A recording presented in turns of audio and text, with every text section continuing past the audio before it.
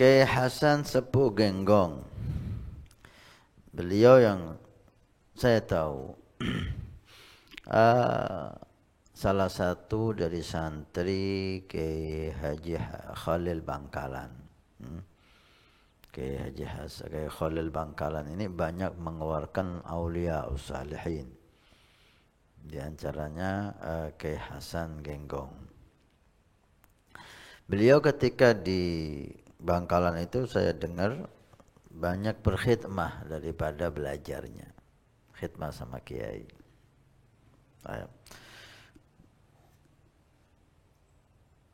Beliau tinggal di salah satu desa di Probolinggo yang sekarang diberi nama Genggong. Desa Genggong dan pondok pesantrennya yang begitu besar, termasuk pondok pesantren yang sangat besar di wilayah Probolinggo ya. Ada 2 pondok pesantren besar di wilayah Probolinggo ini, Genggong dan Nurul Jadid. Dan masih banyak pondok-pondok yang lain, ada Nurul Qadim, ada Bati Tuja dan yang lain. Kiai Hasan Genggong ini kalau kita lihat beliau ada beberapa hal yang menonjol ya. Memang hampir rata-rata aulia itu sama.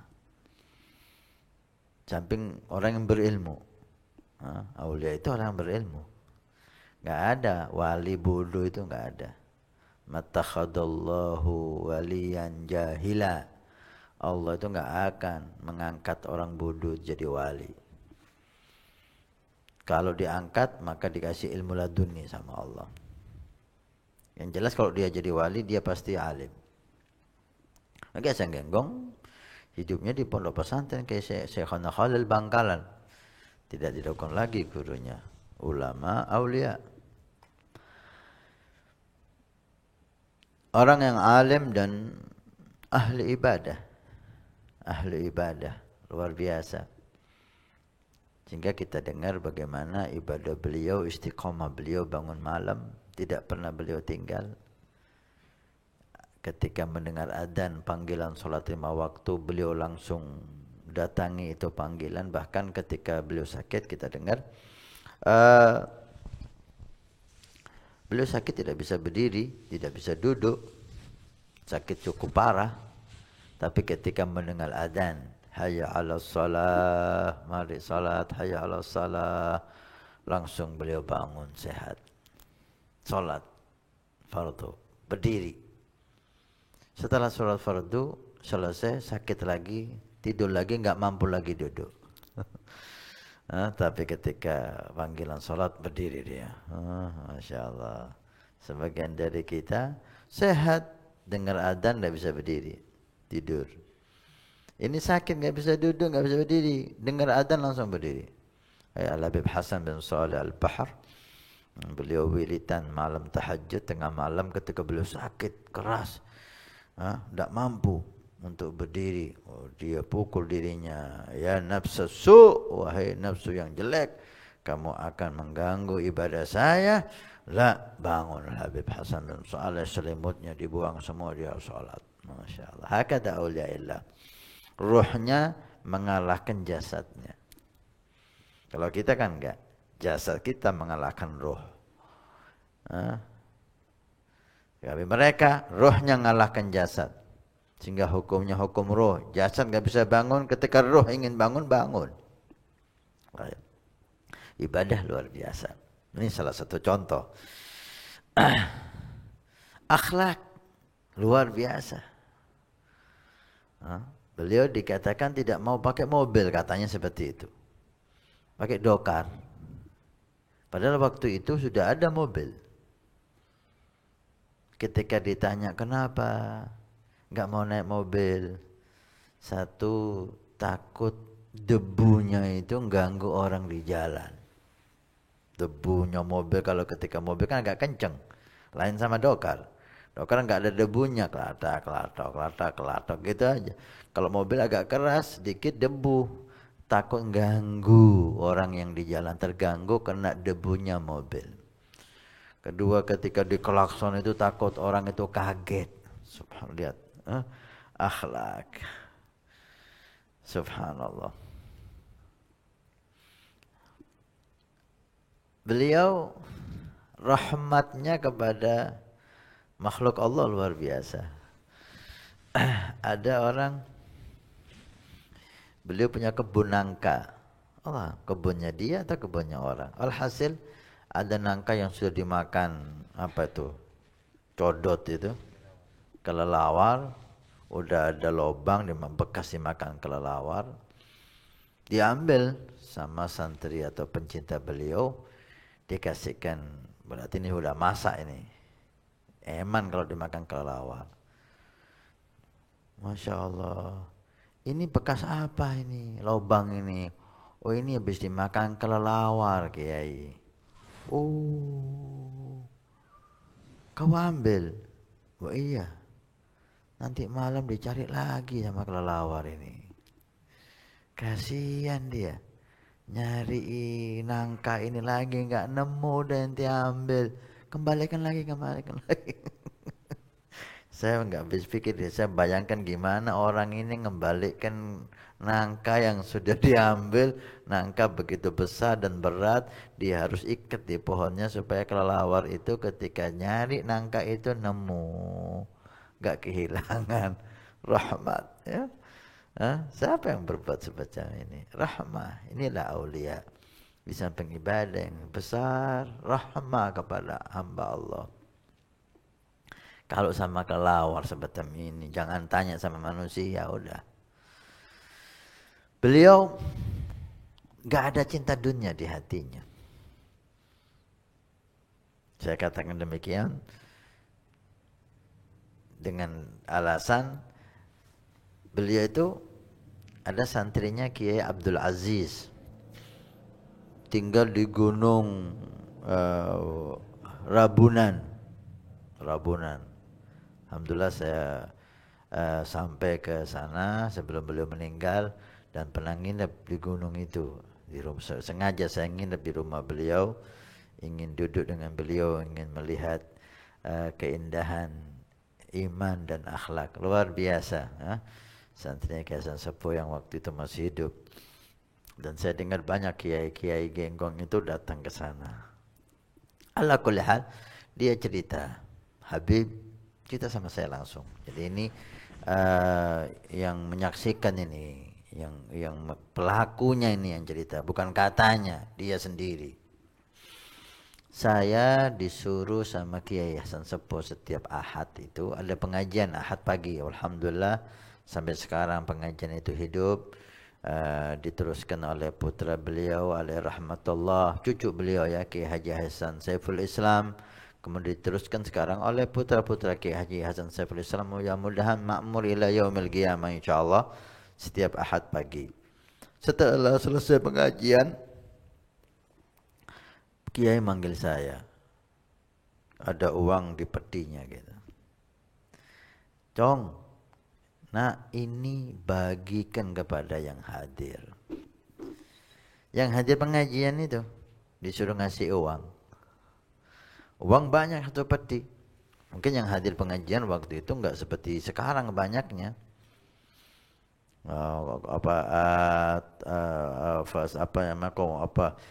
Kendaraan waktu itu sangat sulit mungkin. Walhasil uang itu dibagi. Saya bagi, Beb. Dia cerita sama saya. Uang yang besar-besar, kalau sekarang nominal 100.000, 50.000, itu enggak saya bagi. Emang kasihan Kiai. Ini orang udah dapat ilmu, dapat doa, dapat berkah, masih dapat uang lagi. Mungkin Kiai tahu, sudah dibagi nak, sudah Kiai. Semuanya? Belum, enggak semuanya. Bagi semuanya, bagi semuanya. Semua uang di peti itu disuruh menghabiskan, dibagi kepada yang hadir pengajian. Gimana sekarang? Sekarang yang pengajian ngasih kiainya. Kalau Kiai Hasan Sepuh enggak, kiainya yang ngasih yang hadir pengajian tadi itu. Enggak ada cinta dunia di hati. Enggak ada cinta dunia di hati. Saya dengar beliau atau anaknya beliau kalau masih ada uang di rumahnya itu nggak bisa tidur. Nggak bisa tidur. Kalau udah habis di rumahnya itu uang, udah dibagi, sedekahkan semua, baru bisa tidur dengan nyenyak. Gimana dengan kita? Hah? Kalau kita nggak ada uang nggak bisa tidur. Kalau ada uang, ngeliat tok aja uang itu udah senang kita. Ya Hasan Sapu alaih rahmatullah. Dan yang menonjol juga dari beliau yaitu cintanya kepada Ahlul Bait Nabi sallallahu alaihi wasallam. Beliau termasuk kiai yang sangat cinta kepada Ahlul Bait. Saya dapat cerita dari Kiai Haji Hasan Saiful Islam, cucu beliau alaihi rahmatullah. Ini sanadnya sangat dekat ya.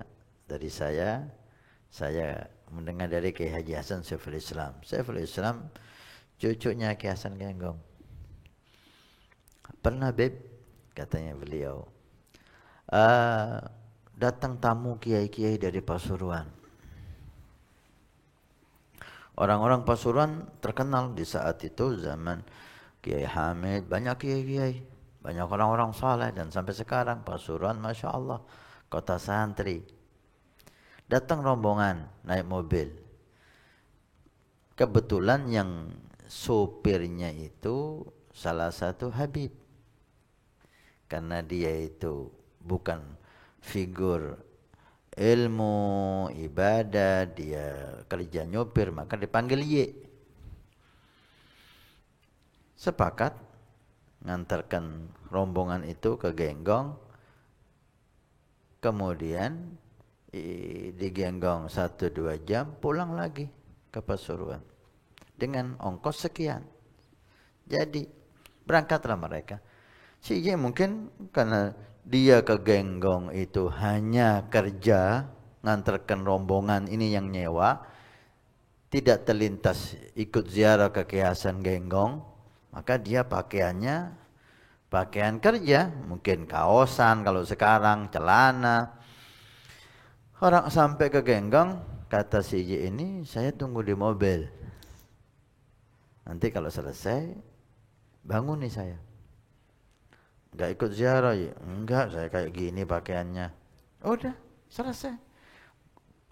Datanglah orang-orang ini ke rumah Kiai Hasan Genggong, salaman, duduk, salaman, duduk, salaman, duduk.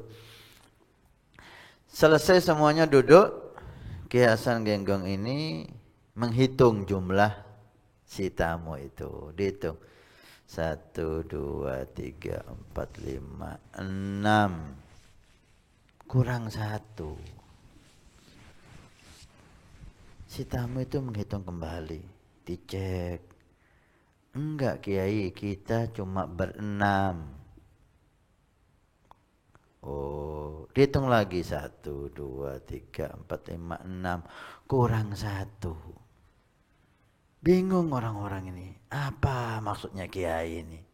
Kita cuma ber-6 kok kurang 1. Jawab lagi, enggak faham maksudnya Kiai. Enggak Kiai, kita cuma ber-6. Oh, hakada auliya sholihin ya. Banyak pakai isyarat. Hakada auliya. Hampir semuanya seperti itu wali itu. Hampir semuanya itu memberi isyarat. Karena al-kasyaf bicara tentang hal yang gaib. Kasyaf ini perlu adab, perlu akhlak. Sehingga enggak bisa langsung-langsungan gitu, dengan isyarat. Dihitung lagi 6 kurang 1. Akhirnya ada yang paham. Mungkin maksudnya Kiai Iye sopir itu yang ke-7. Ini kalau enggak dipanggil Iye ini dihitung terus sama Kiai ini, kita enggak ngomong-ngomong. Sebentar Kiai. Iye, ayo. Masuk nanti. Sampean masuk Iye. Enggak. Pakaian saya kayak gini enggak pantas. Enggak bisa. Kalau ente enggak masuk, kita dihitung terus kurang 1. Rupanya ente ini yang dimaksud Kiai ini. Ya Allah, dipaksa, enggak bisa tidak, harus. Udah ini dengan malu, pakaian yang kurang sopan, datang ke ulama dengan malu-malu masuk ke rumah Kiai. Kata Syekhul Islam, ketika ini masuk ke rumahnya Kiai Hasan Genggong, berdiri Kiai Hasan Genggong. Disambut ahlan wa sahlan wa marhaban. Ini tamu mulia. Ini tamu mulia. Iya pakai celana, pakai kaos. Ini tamu mulia. Didudukkan di sampingnya. Si Iya ini. Bingung Iya ini malu diam. Didudukkan di sampingnya. Kiai Hasan Genggong waktunya habis dengan Iya ini. Mengambil hatinya, tanya kabarnya. Tamu-tamunya ya dihibur, tapi kembali lagi ke Iya ini. Sedikit-sedikit tamunya kembali lagi ke Iya ini. Dihormat, disenangkan, dikasih hadiah. Syahid bagaimana beliau seorang tokoh yang sangat hebat seperti itu, ya, menghormati, mengagungkan cucu Nabi yang figurnya bukan figur ilmu, bukan ahli ibadah. Wah kata. Dan Masya Allah Genggong terkenal ya, mahabbah ahlul bait. Dan cucu beliau ada Non Abdul Jalil juga luar biasa cintanya kepada keluarga Nabi Shallallahu Alaihi Wasallam. Hubungan Kiai Hasan Genggong dengan Habib Husin Brani sangat indah karena satu zaman mereka. Bas Kiai Hasan Genggong meninggal duluan, wal Habib Husin Brani muammar, beliau panjang umur sampai 125 tahunan. Kiai Hasan Genggong insya Allah 100 tahun lebih juga. Habib Husin Brani lebih tua, lebih akhir meninggalnya 125 tahunan umur beliau. Pernah suatu saat Habib Husin ziarah ke Kiai Hasan Genggong. Dan Kiai Hasan Genggong udah ngomong sama santrinya, khadimnya, kalau ada Habib Husin banguni saya. Semacam itu. Habis nemu tamu, bisa dibayangkan ya bagaimana saat itu banyaknya tamu kepada beliau. Sampai sekarang makam beliau hampir tidak pernah sepi dengan orang ziarah. Selesailah menjamu tamu, menghormat tamu, udah capek, masuk istirahat. Baru istirahat, Habib Husin datang. Si santri kasihan sama Kiai. Mana Kiai? Oh, baru istirahat Habib. Oh, udah, biarin. Jangan dibanguni. Kalau nanti bangun, bilang Habib Husin kirim salam. Oh iya, Habib. Kesempatan gak disuruh banguni sama Habib. Pulang. Coba akhlak Al-Habib Husin ya. Bukan beliau mentang-mentang Habib. Harus ditemoni. Akhlak Ahlul Bait ya. Ini sebagai contoh wahai habaib, orang seperti Habib Husin yang terkenal wali min auliyaillah menghormati kiai, menghormati ulama. Habib Husin baru keluar, Kiai Hasan Genggong bangun. Siapa yang datang nak? Habib Husin. Kiai marah, kenapa saya enggak dibanguni? Kan saya sudah pesan, banguni saya kalau Habib datang. Dia si santri ini. Langsung Kiai Hasan Genggong lihat akhlaknya. Habib Husin akhlak, Kiai Hasan Genggong akhlak. Langsung bergegas, dokalnya dipanggil, ayo ke rumahnya Habib Husin. Enggak jadi istirahat. Habib Husin baru sampai rumahnya, Kiai Hasan Genggong sampai ke rumahnya Habib Husin. Loh, Kiai, iya Habib, al-afu, minta maaf Habib, tadi antum katanya ke rumah, memang santri saya ini kurang sopan, kurang adab, padahal udah saya pesenin Habib, kalau Habib datang saya dibanguni. Enggak apa-apa Kiai, sampean katanya baru istirahat, enggak apa-apa. Enggak Habib. Indah luar biasa ya. Habibnya akhlak, kiainya akhlak. Mudah-mudahan Allah menghidupkan akhlak ini di antara kita insyaallah. Tawadhu Kiai Hasan Genggong luar biasa. Ini mungkin menjadi penutup kisah yang saya tahu. Sayyidil Walid Al-Habib Ismail alaihi rahmatullah, ayah saya Habib Ismail pernah bercerita kepada saya. Pernah rombongan kiai dari Pasuruan datang ke Kiai Hasan Senggengkong. Di antara kiai-kiai itu Kiai Hamid. Kiai Hamid waktu itu masih muda. Belum nampak kekeramatannya dan kewalihannya. Masih banyak kiai-kiai sepuh di situ. Datang ke Kiai Hasan Senggengkong, disambut sama Kiai Hasan Senggengkong. Kiai. Semua kiai-kiai Pasuruan itu mencium tangan Kiai Hasan Senggengkong. Mungkin faktor usia, Kiai Hasan Senggengkong lebih sepuh, atau faktor maqam, Allahu a'lam. Yang penting Kiai Pasuruan itu mencium tangannya Kiai Hasan Senggengkong dan diberikan sama Kiai Hasan Senggengkong. Diberikan. Sampai ke Kiai Hamid, salaman dipegang sama Kiai Hasan Senggengkong. Kiai Hamid, iya Kiai, saya minta izin mencium tangan sampean. Kiai Hamid masih muda. Kiai sepuh Pasuruan diberikan tangannya sama Kiai Hasan Senggengkong, mencium tangannya Kiai Hasan Senggengkong. Giliran Kiai Hamid yang masih muda, Kiai Hasan Senggengkong mau cium tangannya. Minta izin Kiai Hamid mencium tangan sampean. Di depan tamu, di depan santri. Enggak malu. Hah? Oh, jatuh derajat saya. Enggak ada. Tawadhu mereka. Mereka menganggap dirinya manusia yang paling jelek. Semua wali itu seperti itu. Kiai Hamid enggak bisa bicara, enggak berani menolak. Diberikan tangannya Kiai Hamid, dicium sama Kiai Hasan Senggengkong, tangannya Kiai Hamid yang masih muda saat itu di depan semua tamu. Tapi lihat gimana Kiai Hamid membalas. Setelah duduk, semua duduk, Kiai Hasan Senggengkong duduk, tamu duduk, Kiai Hamid mendatangi Kiai Hasan Senggengkong, kata abah saya, dengan merangkak. Bingung Kiai Hasan Senggengkong, mau apa ini Kiai Hamid? Kiai nopo, ini apa Kiai Hamid? Minta izin, minta ridho, mencium kaki sampean. Balasnya nyium kaki ini. Kiai Hasan Senggengkong minta izin cium tangannya Kiai Hamid. Kiai Hamid minta izin cium kakinya Kiai Hasan Senggengkong. Kiai Hasan Senggengkong nggak bisa nolak. Tadi dikasihkan sama Kiai Hamid. Diciumlah kaki Kiai Hasan Senggengkong oleh Kiai Hamid. Akhlak. Kita haus melihat akhlak yang seperti itu ya di ulama-ulama kita.